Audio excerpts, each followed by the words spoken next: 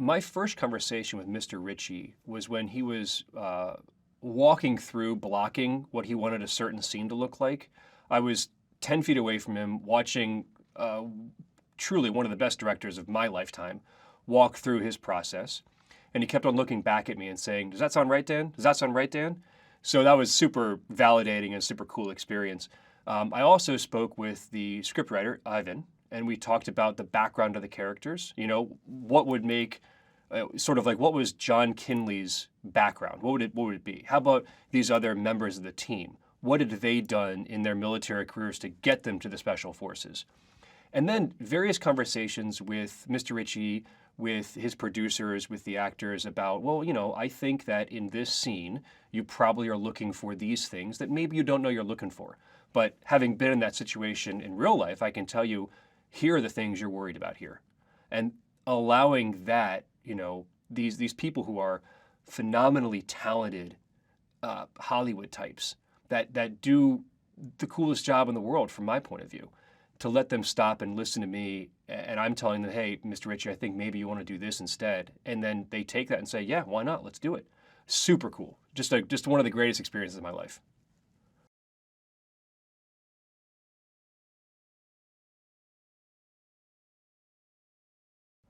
On a film set, a military advisor does a couple of key roles. The first thing is we want to make sure that the actors wearing the uniform are wearing it properly. There are a lot of things that can go wrong when you put on a uniform that maybe you don't know have gone wrong. The location of your unit patch, the orientation of the American flag, the orientation of your rank, the Velcro US Army and name tapes, the way you wear your hat, the way you wear your kit. It has to look natural. And so one of the first things we do, one of the first things I did first thing in the morning was take a quick look at Jake Gyllenhaal, take a quick look at the other guys as Special Forces soldiers, look at all the supplemental actors just being background, and making sure that they looked like they could have served in the Army.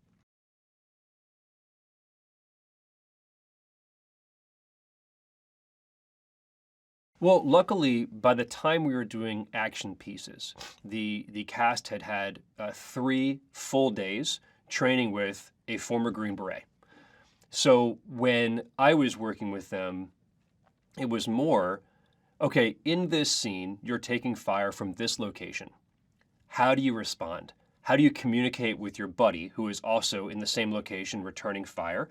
The basics of the Army are shoot, move, and communicate. So how do we impress that on these guys who have the very basic training and look like they know what they're doing, but now we have to show them, here is how we do a fast change of a magazine.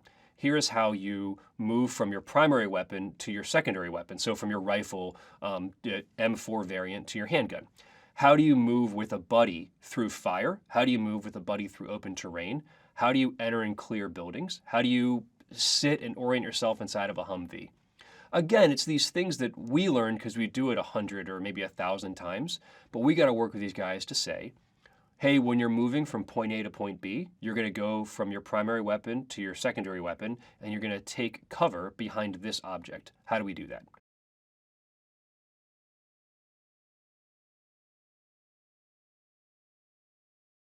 Well, first, let me say Jake did a great job of conveying what I think is the loneliness of leadership. He is the highest ranking guy in that unit, and the weight that his decisions have on his friends, who are also his subordinates, who are also part of a larger effort. So I think Jake did a phenomenal job. The first conversation that Jake and I had was about sort of what, like, what is his motivation for doing this? What is his role? How did he get there? How did John Kinley become Master Sergeant John Kinley? Well, you're talking 15, 16, 18 years of hard Army training. You're talking, especially at this point in the war, multiple deployments, time away from your family. At times, your fellow Special Forces soldiers are closer to you than your own family. And so his role as a team sergeant, he's a master sergeant, is to be ultimately in a full Special Forces team, the second in command. But he is the guy who is the constant there. The officers trade out every 2 or 3 years. The master sergeant stays there. He has likely grown up in this unit. So John Kinley, if you want to develop a fictional background, has been 3-3 Bravo 1 for 8 or 10 years.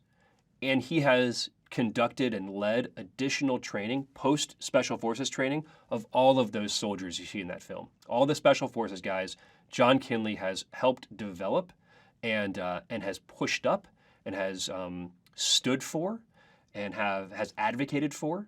So he is a leader. He is a big brother. He is a father. He is a disciplinarian. The officer doesn't really do discipline. It's the team sergeant's job.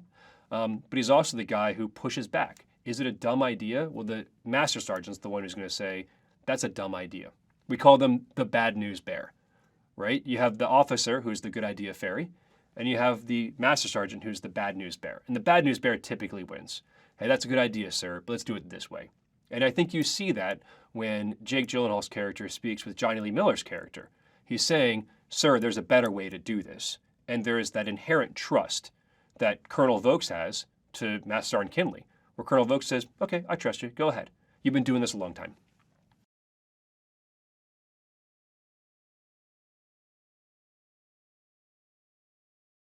I think one of Jake's biggest questions going into the filming is, why would this guy go back for his interpreter?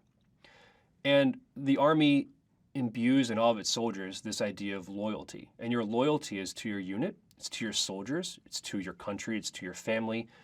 But loyalty is underlining everything we do. And I tried to explain to Jake, and I think he really did a great job of incorporating this, that you are a 20-year career soldier. Loyalty has been your buzzword, your keyword, what you've lived by for 20 years. So Dar's character, Ahmed, has shown loyalty to you, and you owe it to him. They talk about in the film sort of like life debts or debts you owe to people. And I think that's a relatively common theme throughout the military, especially if you're in a highly kinetic war like a lot of Special Forces guys are. You engage with the enemy so many times and your buddies are there for you so many times, they wouldn't necessarily call it a debt, but you understand your buddies have been there for you, and so there is no question you will be there for your buddies. So that was one of the key topics of conversation I had with Jake.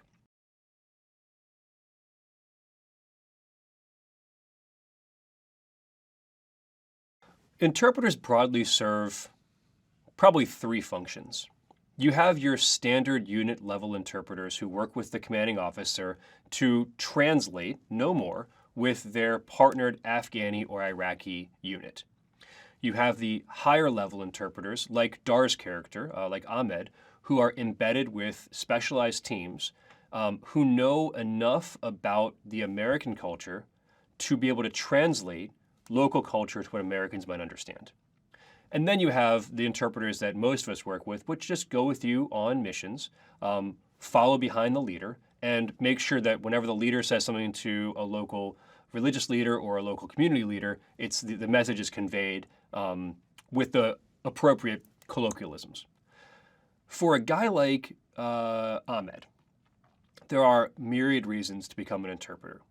I think, and I think we've seen this over the last year or so, the patriotism present in Afghans is humbling.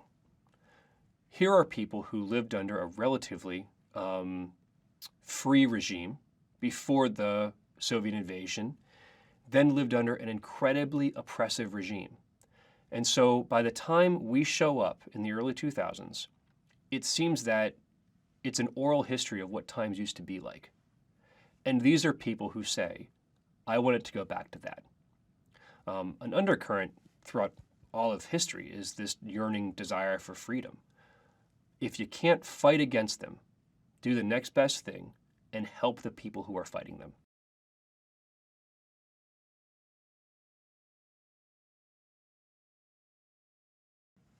There is no way we would have had any success in Afghanistan or Iraq without our interpreters. No way.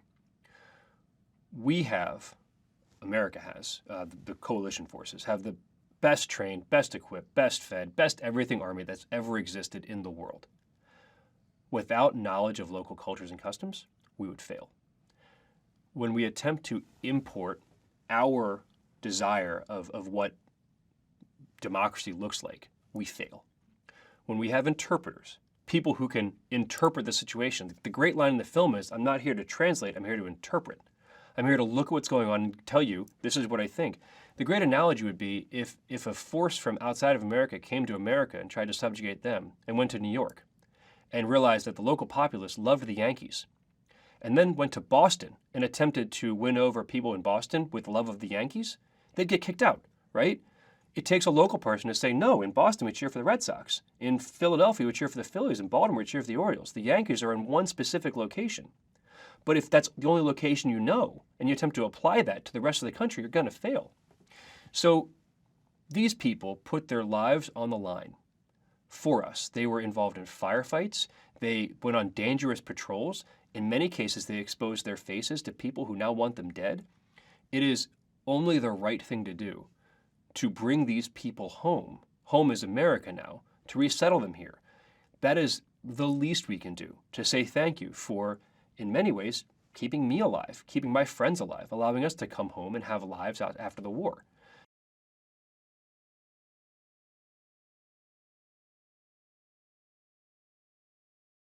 I had expectations that were far exceeded.